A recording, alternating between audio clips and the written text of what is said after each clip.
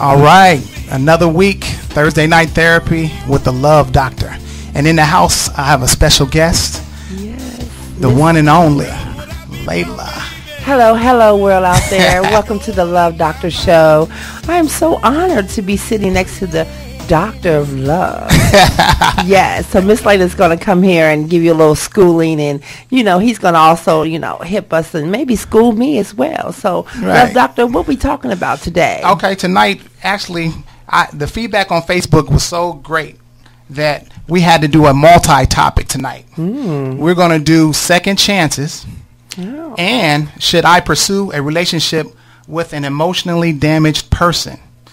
And before we get started, I just want to say that this program is sponsored by the Computer Repair Center, where most repairs are $25, and that's at 2700 Crossroads Plaza Drive, and then that number is 614-288-7287.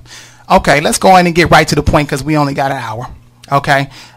First of all, in second chances, my grandparents were married. Well, on one side of the family was married for over 50 years.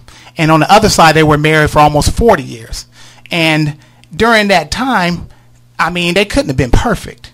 They had to have given each other second chances, third chances, fourth chances. Okay. So why is the divorce rate so high now? Something happened around the 70s or 80s that we can't stay together anymore. What's going on? That is so true, because when you go back to the history in my family is I have an uncle that's still living with his wife. They're 90 to 91 and been married for 68 years. Wow.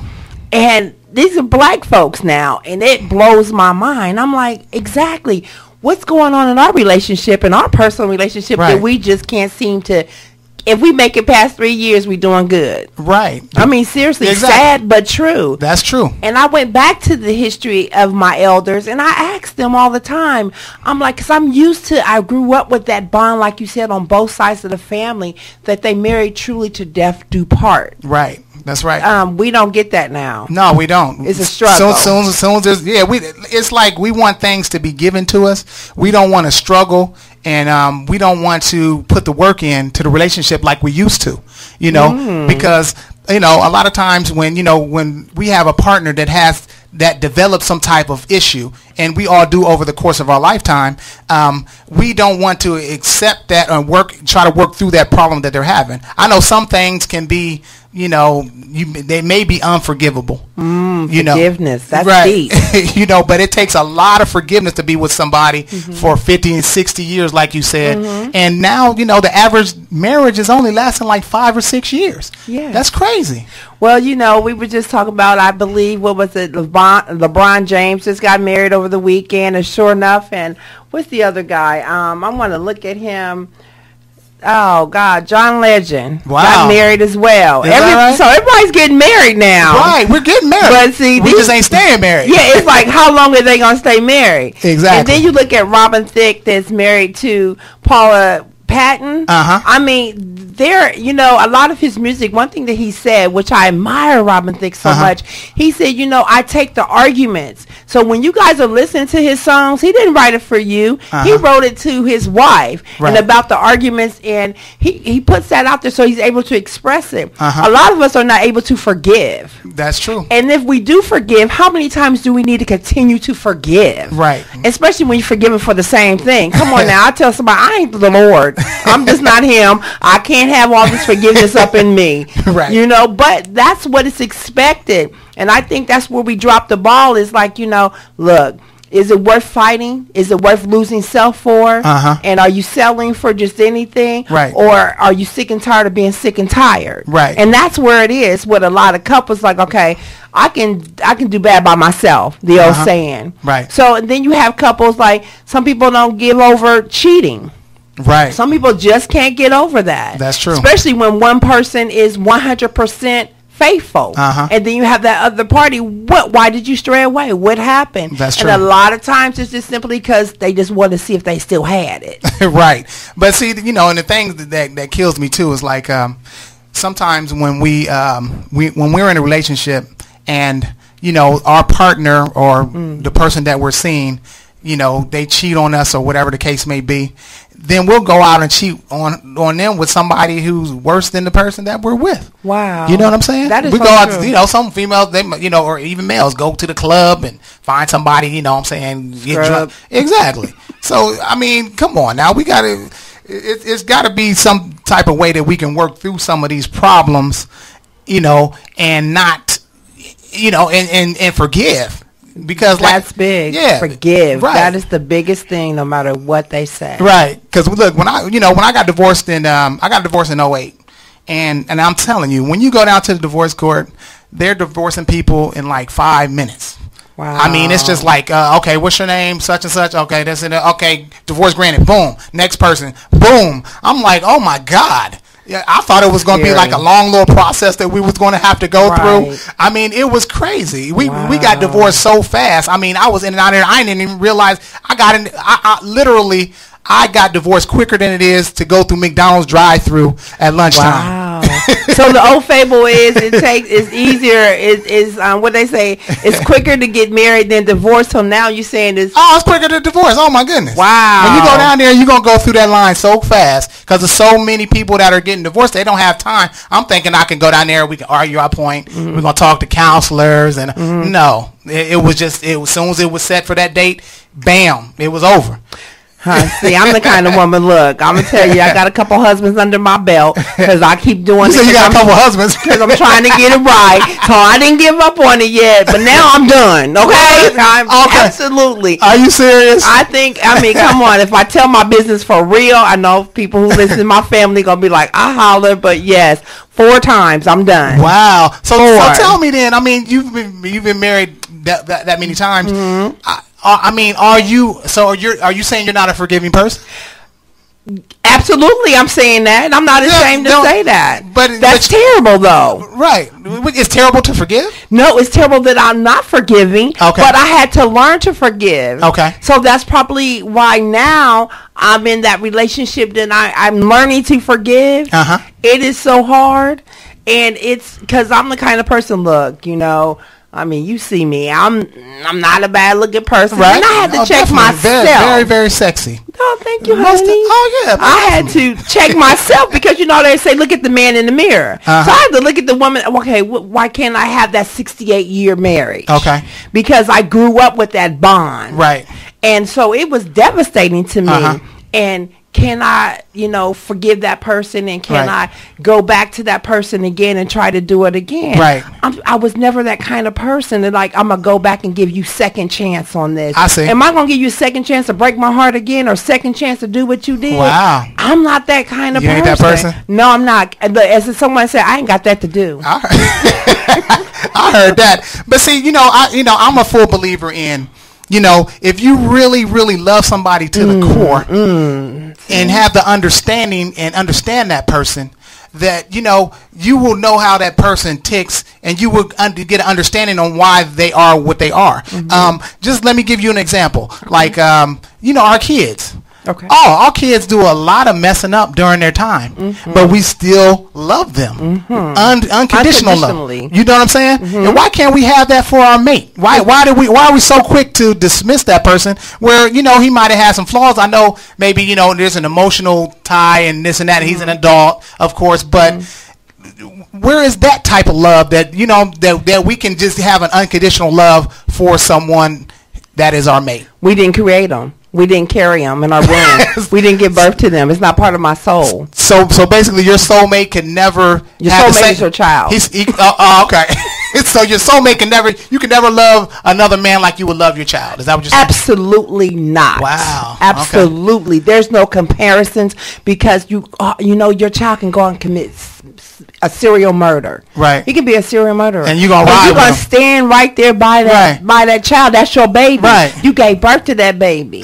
You held that baby. You nurtured that baby. Right. You went through thick and thin with that baby. You struggled. You did whatever. You sacrificed because that's your child. Right. And now to a point, you do that in a relationship. To a point. To a point, there's struggles and sacrifice for some. Okay. But it's a line there for me personally, and really? For many. I can probably give you about 50 women off the back. And right. But that's what I'm saying. That's the new age of how our relationships are now, because like I said, our grandparents had that unconditional love. Mm-hmm. They put their family in front of what their personal feelings were. Yeah. No matter how many times he cheated, no matter what she did, it was always family became first before anything. We're going to keep this family together. And a lot of times, even the ones that did divorce, they waited until their kids were grown before they actually separated the family, because it was that important for the family to stay together in order for their kids to grow up in a functional environment. I can't live a lie. I can't live unhappy. I can't be in that situation. I just can't. Wow. I love my children. I love my baby. Well, I just have my son. I loved him until his death. But the point is, I just stand with his father. I love my child more, and I love me more, and I love my freedom and my peace of mind. Okay. See what I mean? It's about that peace of mind and my growth. Was so much better. Okay. Away from that person. Right. Got mad love for him to this day. Best friends, can still talk. Right. But ever going back, I thought about it once or twice, and I said, "Girl, I knocked myself up, oops, upside the head. Are you serious? Get over that thought." Wow. Yeah. But I mean, my heart and the feelings is still there, and it still get a little, But the point is, I just can't see myself giving that second chance. Wow. Is that right? And in the same voice to say, well, do you want someone to give you the second chance? Well, I'm a good woman. Yeah, you ought to. But they should give you a second chance, though. I didn't mess up. Now, come on. I didn't mess up. I'm sure. So you're saying out of all the 4 marriages that you said that you had, you didn't do nothing wrong? Come on now. No. That's hard for me to believe. Honestly, I can give you all their phone numbers. I can let you. I have them all in my phone. I can let you contact them. Absolutely. Come on, man. So you trying to make the brothers look bad? Now. I'm not. I'm only telling the truth. Here you are. You had this one. You know what? A lot of times is, when one guy told me, my ex told me that I wasn't needy enough. No, that you were independent. I was too independent. Too headstrong. Okay. Was raised with that. My grandmother and my mother, my parents, my father. They structured me very well. Right. And so they didn't teach me to lean on a man. It taught me to lean on that family bond. Okay. And then I had that problem where they were jealous with our family bonds. Okay. And so no, I mean, one absolutely said, he said, "You're not needy enough for me." Wow. I was like, really? Well, coming from, I am a man, and this is the love doctor here, and as a man, we do want to feel needed, because if you don't need us, then where is our place with you? You know what I mean? I mean, you have to need us in some. Why are you marrying me if you don't need me? Exactly. So obviously I need something from you. Exactly. It's sexual pleasure I need. Of course. That's human nature. I need the companionship. I need you to go to the dinner and the concert with me. I want you to be out there as I'm growing. I want you to grow with me. Okay. But I guess I'm just have that strongness about me. Okay, that's super independent. I am a Taurus the bull. But I'm very loyal. Right. Yeah. But see, like I said, you represent the new age of females, women right now. That you guys are very, very super independent, and you're so strong-willed that it's like, you don't take no crap from a man anymore. No, I can't do it. You know what I'm saying? I mean, I know back then there was a lot of abuse and things like that. I mean, it still goes on today, and that you really should never accept any type of physical abuse. But we still have to have, the old saying is a marriage is an institution. Yes. It's not just about your personal feelings. You are building something when you have a husband. So you think? You're supposed to be. Yeah, right? really. And I'm not saying that, that you should just do whatever he says or anything like that. But I mean, it means a lot. The family should come first before yourself. That's how I look at it. When I'm in a relationship, I'm 110% into it. I'll do things. I'm making sure that my kids is fit. They're dressed and fed before I am. He's a good dad. You know I tell you, I call him my super dad. He is a super dad, so I can't take that away from you. And I think that's your attraction. That's your sexiness to me, is that you just like this awesome dad. and to find that in a man, I mean, but dang, come on now. I mean, how many is it like you? I mean, there's a lot of great fathers out there. I know a few, right? Personally, I know a few personally, and but then small business owners. I mean, right. I know that. Right. There's a lot of good available men that are out there. You know, but a lot of times, you know, they go through these things, and a lot of times you guys don't forgive, and you know, we don't forgive either. You might have did some things to us, and we don't forgive you, but. I mean, something has to give for. There has to be some type of compromise for the relationship to go on, because you cannot expect for your mate to be perfect, and it takes a while. Like I said last week, sometimes you can not know a person until you guys actually move in together, and you might have been together for maybe a year or so. Yes. You may not even know who that person is. Oh my! You know what I'm saying? Some people, when you go, because just look, I've met people. Listen, you go over their house, they know you're coming, so they straighten up their living room before you get there. You know what I'm saying? So you thinking, oh, okay, yeah, this place is nice and neat. Then when you move them in, and then you see how dirty they don't vacuum, and then they only vacuum 10 minutes before company comes. You see what I'm saying? Yes, I do understand that. So, you know what I'm saying? It's, you know, people are not perfect. And the older you get, it's a lot harder for someone to be actually in your space. Yeah. And the harder it is to deal with change. I mean, you know, if you used to, when you come home, you got the Kool-Aid or whatever in the refrigerator, you used to having a certain amount of Kool-Aid. And you might come home. What's up the Kool-Aid? Right. From my last year. Check Kool-Aid gone. You know what I'm saying? So, you know, when I got married, you know, she had 3 young men. Wow. And you know, and I had 3 myself. Okay. You know, but mine didn't live with me. I only had one that I had custody of, my daughter. Okay. And you know, when we first came in, I had to break them in. You know what I'm saying? That's right. I look, man, don't pee on the toilet seat. Oh. You know what I'm saying? Don't touch none of my stuff in the refrigerator. Okay. I mean, there was boundaries that we had to establish off the bat. Okay. You know what I'm saying? And they had to respect that for it to work. Now, if she would have came in like, oh, that's our refrigerator, they can have whatever they want, it wouldn't have worked. But there was compromise there. You know what I'm saying? And I compromised them. I gave them their space. I had mine. It was, you know, it was all, we just had to compromise for it to work. Okay. You know what I'm saying? And in return, you know, I had a wonderful person that I was married to, and she had a male, you know, role model for her children. Yeah. You know what I'm saying? But let's open the phone lines up. I want to hear what you guys think about this topic. You can call the hotline at 614-288-7287. And remember, there's a slight delay, so when you call, please turn your radio down and just talk to me through the phone. But that number again is 614-288-7287. We would love to hear what your questions or concerns may be considering this topic. But wow, I cannot believe, wow. So so somebody, what are some of the things that you can forgive? Well, you know, like, what I've learned for real. Let's say, what can't you forgive? What's absolutely the most thing that you like? Is it cheating? Cheating, that's the number bottom one. line. So, that's the only thing for me. So once somebody cheats, that's it.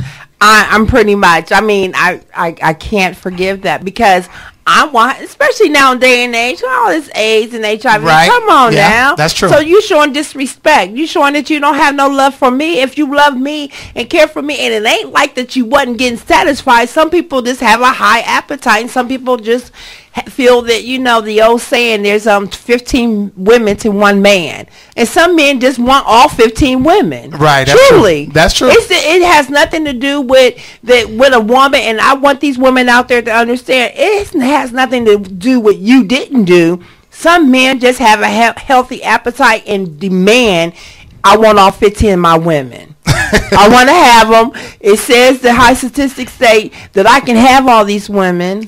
And then, you know, and then we have different religious beliefs to believe, okay, you can have all these women. Well, you got to understand for real what's the background history of that. So it's just, you know, one thing I did learn, Love Doctor, is I can't set my expectations on somebody and expect something. I set my expectations too high. Wow. Okay. And so I set myself up for disappointment. Okay. And I've learned that, though, even at this age that I am, I'm still learning. Okay. That, wow, because I want that good relationship. I want that friendship. I like a person that, you know, a ride and die. I'm a ride and die chick. I got you. You ride or die until they cheat. Whatever. Exactly. Ride and die today. Let's get who's going to ride and die now? You know what I'm saying? But I mean, but my whole point is I had to learn to set my to don't have expectations of someone and not have them have expectations of me, because I know I'm going to meet yours. Right. Okay. But I don't think